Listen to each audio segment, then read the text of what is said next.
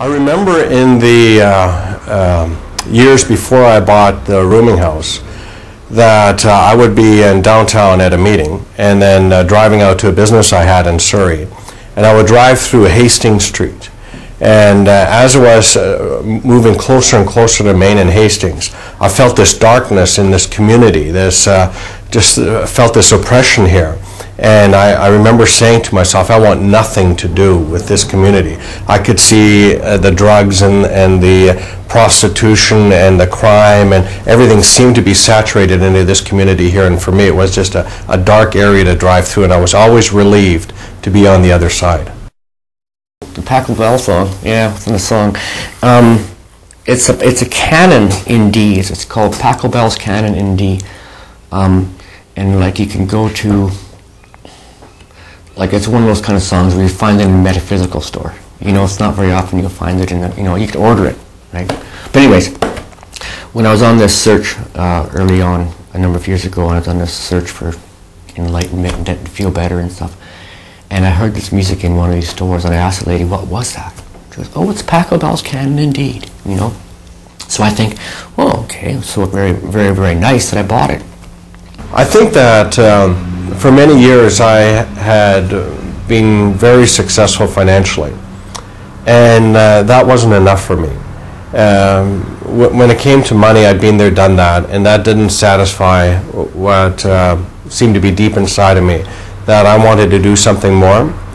And giving back to the community by trying to solve a problem in the downtown Eastside that I saw, I knew how to do real estate, and if I should be doing anything, I should try to help out in housing in the downtown Eastside.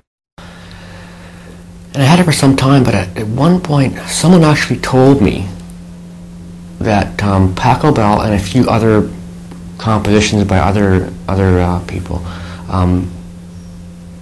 match the rhythm of the music matches the natural rhythm of heart rate and respiration. So Pachelbel, I guess he was smart man, I'm assuming, a smart musician or composer. He wrote this canon in D, and it's actually only 7 minutes long. But all these CDs that have it out now are all like 52 minutes or multiples of 7.5 or whatever it is, you know. And they play this canon over and over again, and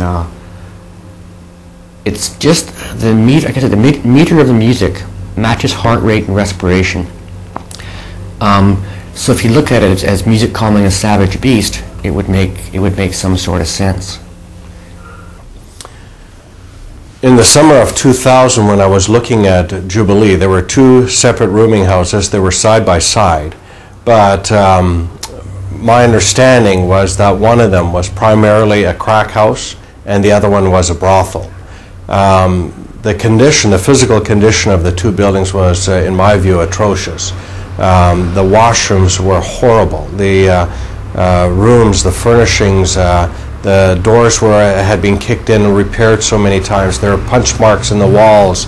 Lights were missing. The building was just probably one of the worst buildings, or two worst buildings I had seen in my life.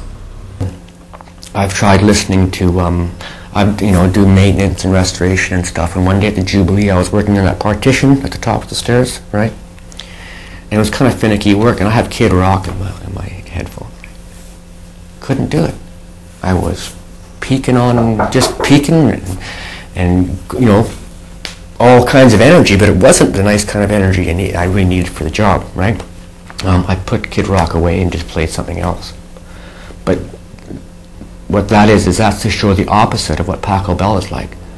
I thought it was best to hire the local people to do the job rather than importing people from outside the community in, because first of all, I felt there was real community happening in the downtown Eastside.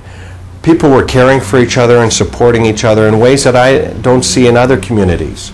Another reason is that there are lots of unemployed people in that community, and they have a certain skill set that may not be recognized outside of the community, so I felt that I had a responsibility to help them get work.